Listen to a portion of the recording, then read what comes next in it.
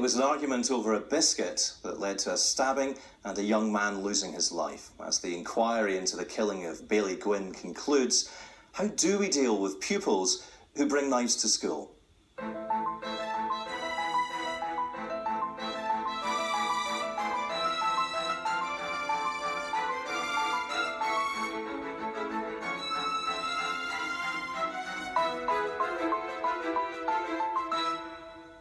Hello and welcome to Scotland 2016. Well, following the reports on the Aberdeen schoolboy's death, calls now for a change in the law to give teachers more powers to search pupils. But is that a power that teachers really want? The Foreign Secretary says Russia risks becoming a pariah state as its bombing of Aleppo continues. And Scotland offers the best quality of life in the UK, according to a study. We'll find out why.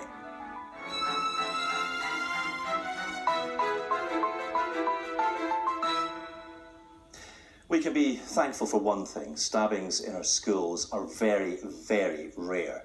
But the apparent randomness of the attack on Bailey Gwynn nearly a year ago is still difficult to comprehend. An independent inquiry into the tragedy found today that it was potentially predictable and avoidable if teachers had been told that the killer carried weapons. The report makes several recommendations, among them that the Scottish Government should consider tightening controls on buying weapons online and giving teachers the power to search pupils for weapons.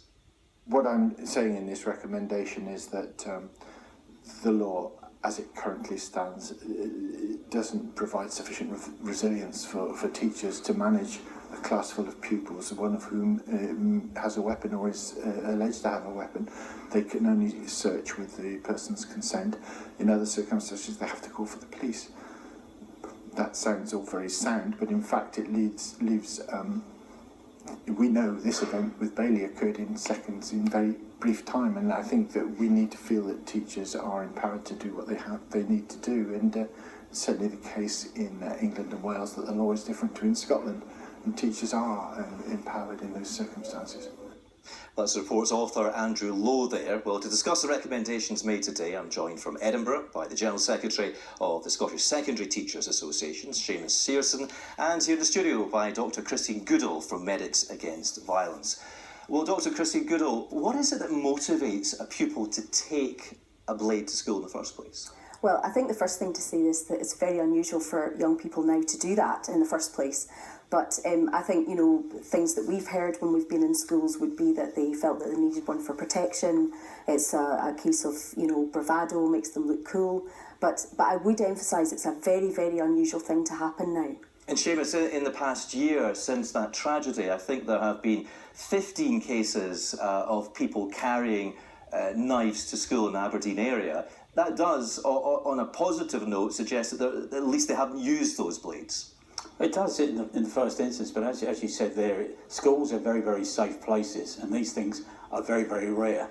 And thankfully, there's a good relationship between teachers and pupils where these sort of things don't happen. I suppose that's a point, isn't it? I mean, schools have never been safer.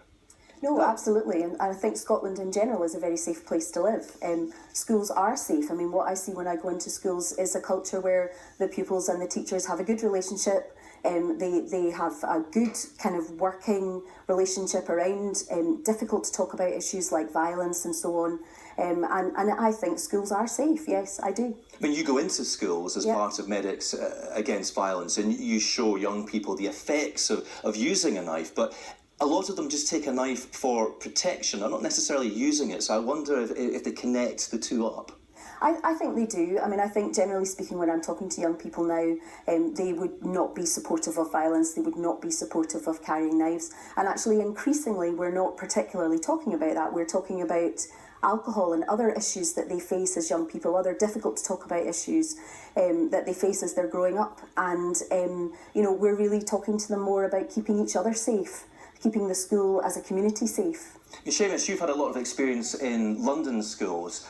I believe the situation down there is that teachers can search pupils' bags if they suspect them of carrying a knife. That has been suggested by the report's author today. Is that something you think that teachers here would welcome? No, I don't think so at all. I mean, there's a very special relationship between the teacher and the pupil.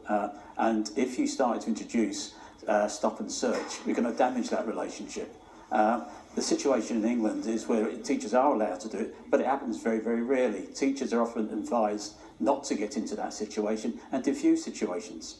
But you say it would damage the relationship. I mean, surely a teacher would only search a pupil's bag if they had good reason to do so. We're not talking about random searches here, are we? Well, in some instances in schools in England, that's what happens. There are random searches, but we've got a very safe situation here, and what we need to do is build on that and build on the relationship between the pupils and the teachers. Unfortunately, if this legislation was changed to allow teachers to do that, the tendency would be that teachers would do that thinking they are protected. But in reality, when the claims are made against them or discipline charges are made against them, we find it's very hard to protect the teachers in such circumstances. Do you not think that parents might want teachers to intervene? I mean, is it not negligent of them not to? Well, I think parents would probably want teachers to intervene. Whether or not they would want them to stop and search their children, I think is another matter altogether. I think most parents will send their children to school in the knowledge that they will be safe, and they are safe. I think you run the risk of criminalising young people if you introduce this kind of legislation in Scotland. And I think what we should be working towards is having a culture within the school where they can feel that they can talk about things, that they can freely talk to the teachers about issues and be believed. And I think in many schools that is in fact the case, that is in fact what happens. But I think we need to see this as, rather than react in a way that will criminalise young people, I think we need to see this as a teachable moment where we can learn some lessons and move forward, and ensure that schools continue to develop this culture of cooperation between the teachers and the pupils. I mean, Seamus, it's difficult to extrapolate from just one tragic event, but what lessons do you think have been learned? There's a lot in the report about, better communication, but is that really going to get to the nub of the matter? Well, I think the important part is that schools need to create an environment which is safe, where young people feel safe when they come into school and prepared to talk and take responsibility for actions. So if they see something that's wrong, they should report it to the teacher in the classroom, and that's what we would expect. In the schools themselves, we need the teachers to have a network to know how to respond, and it's worth reminding teachers of what their responsibilities are and addressing issues as they occur. So I would think that there are lessons to be learned from this, but we also need to build on the positive that's already there in schools at the moment. But is it not the case that a lot of pupils feel safer carrying a knife? If they're being bullied, it offers a level of protection in their minds, at least. Well, if a youngster brings a knife into school because they're frightened of being bullied, we as a school have failed to actually deal with that situation.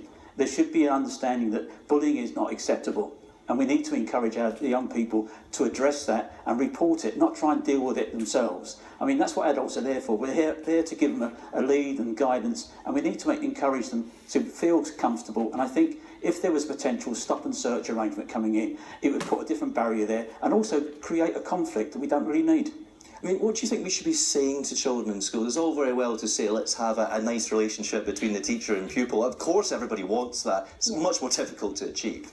Yeah, I mean, I think when you talk to young people, as I said, they're not supportive of knife carrying. They want to be in school to learn. And I think, they a lot of them will be watching, this news piece and other news pieces like this about this young man who, I mean, it was an absolutely tragic incident. But I think the message that I would want to get across to most young people is that this is very, very, very unusual.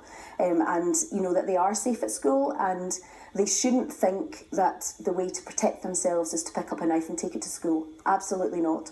I think as adults, though, we don't understand some of the pressures that young people are under, particularly from things like the internet. There's a lot of bullying done through the internet now.